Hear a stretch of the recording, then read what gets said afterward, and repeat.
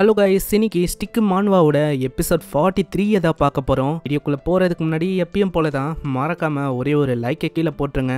ஏன்னா அப்போ தான் நிறைய பேருக்கு ரெக்கமெண்ட் ஆகும். அதே மாதிரி இப்போ தான் நம்ம சேனலுக்கு வரீங்கன்னா சப்ஸ்கிரைப் பண்ணிக்கோங்க. இப்படி வாங்க நம்ம டைம் மிஸ் பண்ணாமல் எப்பிக்குள்ளே போகலாம். போன எபிசோடில் அந்த சாட்டையை வச்சு தாக்கியிருப்பால, அதனால ஹீரோ அங்கே கண்ட்ரோல் ஆயிடுறான். ஹீரோக்கு என்ன ஆச்சு அதை தான் நம்ம இந்த எபிசோடில் பார்க்க போகிறோம். அங்கே ஹீரோவும் பின்னாடி நிற்கிறான். அவ்வளோதான். இப்போ வந்து நம்ம 3 பேர் இருக்கோம், நீங்கள் 3 பேர், 3v3 வா ஒரு கை பார்த்துக்கலாம். ஏஞ்சல் பொண்ணுக்கு தெரியல பாவம், நம்ம ஹீரோவோட ஹீலிங் ஃபேக்டர் அது வந்து ஆக்டிவ் ஆயிடுச்சு. இதனால அப்படியே அவன் முழிச்சுக்கிறான். இதெல்லாம் தெரியாம அவ தில்லா பேசுறா. சரி ஏதோ ஒண்ணு, நீங்க வந்து என்னோட டைமை தான் வேஸ்ட் பண்ணிருக்கீங்கன்னு நினைக்கிறேன். நான் உங்க எல்லாரையுமே அப்படியே கொல்ல போறேன். ஆனா அதுக்குள்ள ஹீரோ மண்டையிலேயே ஒரு அடி போடுறான். இதனால அந்த பொண்ணு அங்கேயே மயங்கிடுறா. இவ்வளவுதான், நான் இவ்வளவு தோக்கடிச்சிட்டேன், எனக்கு தெரியல அங்க என்ன ஆச்சுன்னு. இது உண்மையிலேயே நல்லா இருக்குப்பா. ஏன்னா கண்ணை தொந்து பார்க்கும்போது அவ என் முன்னாடி தான் இருந்தா, ஏதோ அவளே என் கிட்ட சொல்ற மாதிரி இருக்கு. என்னோட மண்டையிலேயே தாக்கு அப்படின்னு சொல்ற மாதிரி இருந்ததா, அதனால நான் மண்டையிலேயே தாக்கிட்டேன். இப்பதான் நம்மளுக்கும் ஒரு விஷயம் தெரியுது. நம்ம ஹீரோ கிட்ட இருக்கல அந்த ஹீலிங் ஃபேக்டர் வந்து எதுனாலையும் தடுக்க முடியாது, எதனாலையும் அஃபெக்ட் பண்ண முடியாது, பேரலைஸும் ஆக்க முடியாது. இந்த மாதிரி ஏகப்பட்ட விஷயம் இருக்கனால தான் நம்ம ஹீரோவை அங்க யாராலையுமே தடுக்க முடியல. அந்த பொண்ணு வந்து தோத்து போனனால அங்க இருக்கிற ஒருத்தவங்களும் அந்த கர்ஸ்ல இருந்து வெளியில வராங்க. அங்க இருக்கிற ஒருத்தவங்களுக்கும் எதுவுமே புரியல. அட நான் வந்து இங்க என்ன பண்றேன், எனக்கு எதுவும் புரியல, நான் வந்து எப்படி இங்க வந்தேன், இதே மாதிரி எதுக்கு இந்த இடம் இந்த அளவுக்கு ரொம்ப மோசமா இருக்கு.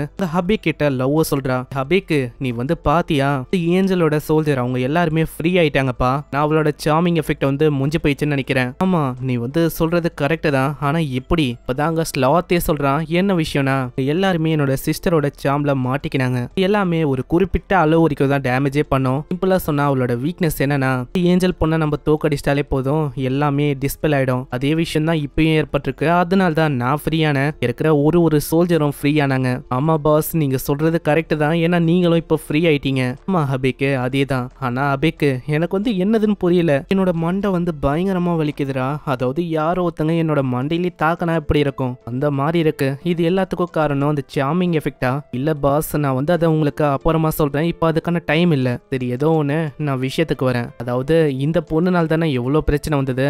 வந்து ஏதோ ஒரு விஷயத்த சொல்ல வர, அதுக்குள்ளேயே அவ எழுந்துக்கிறா.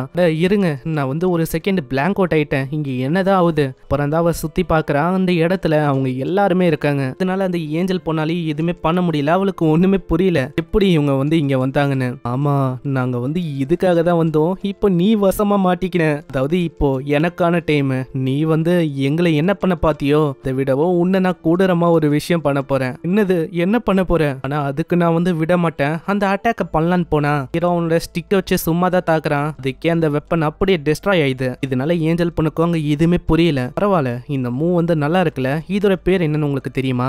டெஸ்ட்ராய் த வெப்பன், இதுதான் பேரு. உங்களுக்கு ஸ்டார்டிங் எபிசோட்ல ஞாபகம் இருக்கான்னு தெரியல, டெஸ்ட்ராயிங் த பிளானட் அப்படின்னு ஒரு மூவை பயன்படுத்திருப்பான். அந்த மூவ் தான் இப்படி லைட்டா மாத்திருக்கான் ஆளு. அட நீங்க வந்து என்ன பண்ண போறீங்க? என்ன வந்து எதுவும் நீங்க பண்ணாதீங்க. பண்றத பார்த்தா என்ன அப்படியே நீங்க ஸ்லேவ் ஆக்கிடுவீங்கன்னு நினைக்கிறேன். அட என்னம்மா நீ, நான் வந்து இதுக்காக தான் காத்துனேன். லவ் சொல்றா. ஏய் நீ வந்து அதுக்குன்னு இந்த அளவுக்கு கொடூரமா மூஞ்ச வச்சுக்க கூடாது. நான் இங்க யாரு வில்லன்னு எனக்கு அடிக்கடி கன்ஃபியூஸ் ஆகுது, இல்ல இந்த பொண்ணானு. ஆனா இதை பார்க்கும்போது லூனாக்கு அங்க சிரிப்பா இருக்கு. ஏன்னா இதெல்லாம் நம்ம லூனாக்கு ரொம்ப பிடிச்சிருக்கு. அங்க இந்த மாதிரி தான் அங்க ஏஞ்சல் பொண்ணு குரோனோ லைஃபோட ஸ்ட்ராங்கான கேரக்டர் கிட்ட மாட்டிக்கிறா. நீங்க வந்து என்ன பண்ண போறீங்க? அதாவது நீங்க என்ன கொல்ல போறீங்களா? நான் என்ன சாக போறேனா? இல்ல நான் வந்து சாக விரும்பல. இல்லம்மா, நான் வந்து உன்னை அப்படியெல்லாம் கொல்ல போறது இல்ல. அந்த அளவுக்கு ஒன்னும் ஈவில் இல்ல தெரியுமா. எனக்கு வந்து உன்னை கொல்லணும் அப்படின்னு ஆசை இல்ல. ஆனா அதுக்கு பதிலா வேற ஒரு விஷயம் இருக்கு. என்னது அப்படியா? அப்பனா நீங்க உண்மையிலேயே என்ன கொல்ல மாட்டீங்களா? ஆமா, நான் வந்து உன்னை கொல்ல மாட்டேன். ஆனா உன்னை நிரந்தரமா என்னோட உடம்புக்குள்ள சக் பண்ணி வச்சுக்கலான்னு இருக்கேன், அதுவும் எப்பயுமே. கேட்டு ஏஞ்சல் பொண்ணு ரொம்ப ஷாக் ஆகுறா. சக் பண்ணலான்னு வருவானா, அதுக்குள்ள யாரோ ஒருத்தங்க அதை பிடிக்கிறாங்க. பார்த்து லவ், லூனா, நம்ம ஹீரோ எல்லாருமே ஷாக் ஆகுறாங்க. அதை பிடிச்சது வேற யாரும் இல்ல, நம்ம ஸ்லாத் தான். அங்க ஸ்லாத் சொல்றான், ஹேய் ஹீரோ, நீ வந்து இவளை கொல்ல கூடாது. இன்னமும் அவ எனக்கு ஒரு சிஸ்டர் மாதிரி தான். அந்த ஏஞ்சல் பொண்ணுக்கும் இப்பதான் கொஞ்சம் நிம்மதியா ஃபீல் ஆகுது. அங்க இன்னமும் ஹீரோக்கு புரியல. ஆமா என்ன விஷயம்? இதே பொண்ணுதான் அவதான் உன்னை கொல்றதுக்கும் ட்ரை பண்ணா, உனக்கு இன்னுமா புரியல? அதனால்தான் ஹபிக் வந்து எங்களுக்கு கொஸ்ட கொடுத்தான். அதனால்தான் நாங்களும் உன்னை காப்பாத்தலாம்னு இங்க வந்தோம். நீ என்னன்னா இப்படி சொல்ற? இல்ல நீ வந்து தப்பா புரிஞ்சுக்கிட்டேன்னு நினைக்கிறேன். நான் இவ ஸ்டார்டிங்ல இருந்து என்ன கொல்லணும் அப்படின்னு பார்க்கவே இல்ல. உனக்கு புரியாது, நான் வந்து உனக்கு புரிய வைக்கிறேன். என்னன்னா வந்து அவளோட பாசத்தையே இப்படிதான் காட்டுவா. பாசம் காட்டுற விதம் வந்து கொஞ்சம் ரஃபா இருக்கும். பண்ண விஷயம் எல்லாமே எனக்காக தான். இது எல்லாத்தையும் ஆரம்பிச்சு வச்சது நான் தான். ஏன்னா நான் தான் பல வருஷத்துக்கு முன்னாடி, அதாவது பல செஞ்சுரிக்கு முன்னாடி முன்னாடி இந்த இடத்த விட்டு லீவ் பண்ணேன். என்ன ஆச்சுன்னா சீன் அப்படியே பாஸ்ட்டுக்கு போகுது. இப்பதான் ஸ்லாத்தே சொல்றான், நான் வந்து ஹியூமனோட உலகத்துக்கு போக போறேன். அட பிரதர், நீங்க வந்து என்ன சொல்றீங்க? எதுக்கு நீங்க அங்க போகணும்? நீங்க வந்து ஹெவனோட ரூலரு, அங்க போய் நீங்க என்ன பண்ண போறீங்க? ஆமா, நான் வந்து அங்க போறதுக்கு ஒரு காரணம் இருக்கு. அதனால என்னோட இடத்த நீ தான் பாத்துக்கணும், அதுவும் கொஞ்சம் வருஷத்துக்கு. என்னது கொஞ்சம் வருஷத்துக்கா? ஆனா நீங்க வந்து அங்க போய் ஹியூமன்ஸுக்கு ஹெல்ப் பண்ண போறீங்களா என்ன? எனக்கு வேற வழி இல்ல.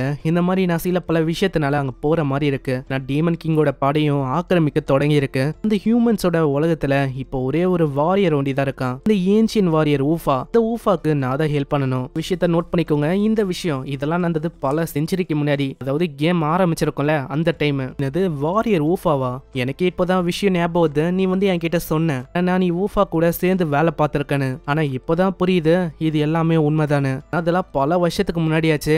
அவன் கேக்குறான், எனக்கு என்னமோ புரியாத விஷயம் என்னன்னா, குரோனோ லைஃப் ஆரம்பிக்கிறதுக்கு முன்னாடி அந்த விஷயம் அது உனக்கு வந்து புரியாதா? அதாவது இந்த பொண்ணு இருக்க பத்திய ஏஞ்சல் பொண்ணு, இது வந்து உண்மையான கேரக்டரே இல்ல, அது கூட தெரியாம கியூட்டா தெரியணும்னு சொல்லி இந்த மாதிரி விஷயத்தெல்லாம் நீ சொல்றியா? ஓ அப்படியா, நான் வந்து கியூட்டா தெரியணும்னு இப்படி பண்றேனா? போனா இது வந்து எப்படி இருக்கு? நான் வந்து கியூட்டா இருக்கனா? இதனால அவ இன்னமும் கடுப்பாகிறா.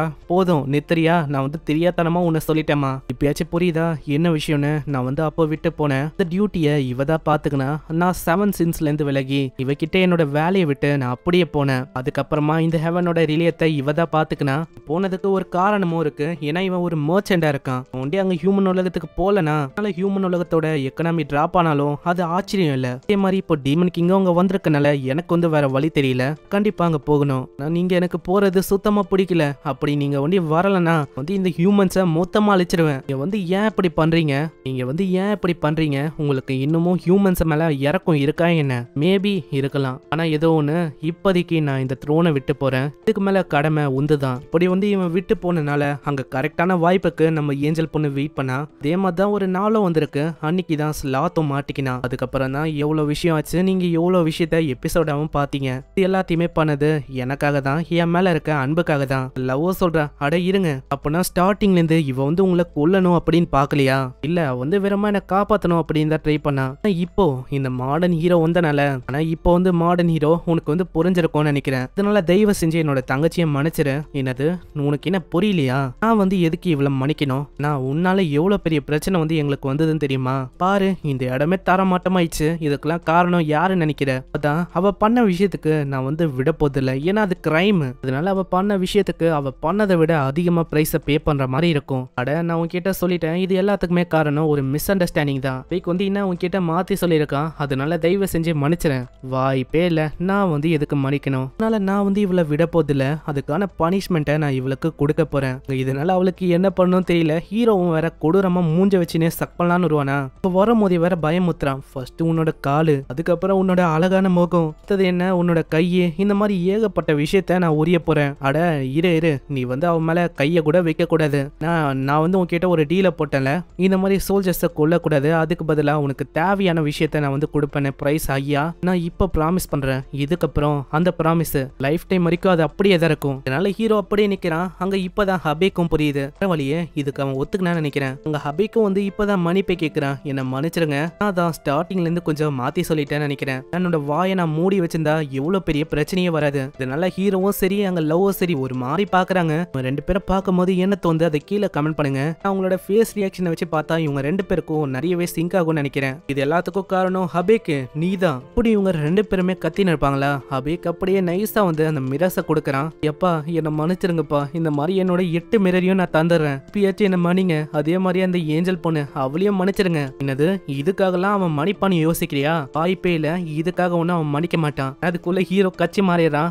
என்னப்பா இதுக்காக உன்னை மன்னிக்க மாட்டேன்னு நினைக்கிறியா? உன்னெல்லாம் நான் மன்னிச்சிட்டேன். டேய் நீ எல்லாம் மனுஷனாடா, அதுக்குள்ள மாறிட்ட. ஹிடன் கோஸ்டும் உனக்கு கம்ப்ளீட் ஆகுது. இப்ப ஹபே கூட அந்த 8 மிரர் இதோட ஓனரா நம்ம ஹீரோ தான் இருக்கான். இப்ப அவனால 8 மிரரையும் பயன்படுத்த முடியும். அதே மாதிரி நம்ம ஹபே கூட டைட்டிலும் அவனை விட்டு பறி போகுது. அங்க ஹபே கூட மிரர் இந்த சைடு வந்தோடனே அவங்க வந்து அந்த மிரர் வழியா வந்து சொல்றாங்க, சரி வரட்டா, நாங்க வந்து ஹியூமன்ஸோட உலகத்துக்கு போறோம். அட நீங்க வந்து உண்மையிலேயே போக போறீங்களா? அதுவும் சீக்கிரமாவா? ஆமா, நான் நினைச்ச மாட்டான். நான் இவனை பத்தி உனக்கு தெரியாது. இவன் பாக்குறதுக்கு வேணா ஒரு மாதிரி இருக்கலாம். இவனுக்கு பேராசை ரொம்ப அதிகமா இருக்கு. ஆனா என்னதான் சொன்னாலும் இவன் வந்து ரொம்ப இன்ட்ரெஸ்டிங்கா இருக்கான். நெக்ஸ்ட் சீன்ல அவங்க அப்படியே மிரர் வழியா கீழே போறாங்க. கீழே வந்தவனே ஃபர்ஸ்ட் மீட் பண்றது அந்த ஷார்லெட், அந்த பொண்ணு தான். நாங்க வந்துட்டோம், உனக்கு என்னென்ன ஆச்சுன்னு தெரியுமா? மேல அங்க வந்து மேல ஹோலி வாட்டர் டிரான்ஸ்ஃபர்மேட்டர்னு ஒரு விஷயத்தை கண்டுபிடிச்சோம். அது வழியா எங்களால பையனாவும் ஒரு பொண்ணாவும் டிரான்ஸ்ஃபார்ம் ஆக முடியும். இப்ப பாரு, இந்த மாதிரி தான் எங்களால மாற முடியும். இப்படி இவங்க மாறியும் காட்டுறாங்க. பார்க்கும்போது ஷார்லட்டுக்கு அவ்வளோ சந்தோஷமா இருக்கு. இது வந்து உண்மையிலேயே வேற லெவல்ல இருக்குப்பா. இதே மாதிரி கொஞ்ச நாள் போகுது. அந்த ஹெவன்லி ரிலியத்துல ஒரு சவுண்ட் ஒண்ணு கேக்குது. யாரோ ஒருத்தங்க வர மாதிரி. நான் எதிர்பார்க்கல நீ தனியா இங்க வருவேன்னு. கோடஸ் ஆஃப் லைஃப் லூனா, கொஞ்ச நாளைக்கு முன்னாடி பண்ண விஷயத்துக்கு எல்லாத்துக்கும் தேங்க்ஸ். நாங்க எண்டிங் வந்து நல்லாவே போச்சு. என்ன சொல்ற, அதுக்குள்ள எண்ட் ஆயிடுச்சுன்னு நினைக்கிறியா? இன்னமும் எண்ட் ஆகல, இப்பதான் ஆரம்பிக்குது. இப்ப பார்த்தது எல்லாமே சின்ன சின்ன எபிசோட் தான். இதுமே இன்னமும் முடியல. ஆமா, என்ன சொல்ற, எனக்கு இன்னமும் புரியல. உனக்கு இன்னமா புரியல? எண்டிங் இத பத்தி ஏன் கிட்ட கேளு. என்னன்னா, இது வரைக்கும் நடந்த விஷயம் அதெல்லாம் உனக்கு பார்க்கும் போதே தெரியலையா? எல்லாமே ஒரு செட்டப் தான். ஏன்னா சைல்டிஷா எல்லாமே முடியுது. ஆனா இதனால எனக்கு வந்து ரொம்ப கடுப்பா இருக்கு. நான் இப்படி முடிக்க விரும்பல. அங்க அப்படியே அவளோட வெப்பனை வச்சு ஸ்லாத்தை கொல்றா. அட்லீஸ்ட் இந்த ஆர்க்கோட எண்டிங்ல இதாச்சும் நடக்கணும்பா. நான் அனிமே பாயோட ஆடியன்ஸ் எல்லாருமே ரொம்ப ஆர்வமா இருக்காங்க. என்ன இதுக்காக நீ அக்ரி ஆகலையா? ஏன்னா ஹெவனோட அழகான ரோலர் இப்படி சாவுறது ஒரு நல்ல விஷயமா தெரியல. இப்ப மேல நம்ம ஹீரோ வச்சுன்னு இருக்க மாதிரி ஒரு துணியை தூக்கி போட்டு போகும்போதே சொல்றா, இது வந்து போதுமா தான் இருக்கும். இதுதான் சிம்பிள் ஆஃப் நோப். இதுக்கப்புறம் அவ வந்து பாப்பா. அதுக்கப்புறம் அவளுக்குள்ள ஒரு நெருப்பு அது பத்தி நெறியும். ஹீரோவை தேடியும் மத்த ஹியூமன்ஸையும் அவக்குள்ள வருவா. இப்படின்னா நான் எதிர்பார்த்தேன். இப்போ விஷயமும் அப்படிதான் போகுது. இதுக்கப்புறம் தான் அவங்க வந்து பாப்பாங்க. வந்து பார்த்ததுக்கப்புறம் தான் தெரியும் இந்த மாதிரி ஸ்லாத் இறந்து போயிட்டாருன்னு. நேச்சுரலா அவர் இறந்து போறதுக்கு வாய்ப்பே இல்லை. நான் தூக்கி போட்ட விஷயத்தினாலையும் அவ வந்து இன்னமும் கோமாய் இந்த ஹியூமன்ஸோட உலகத்தையே அழிக்க போறா.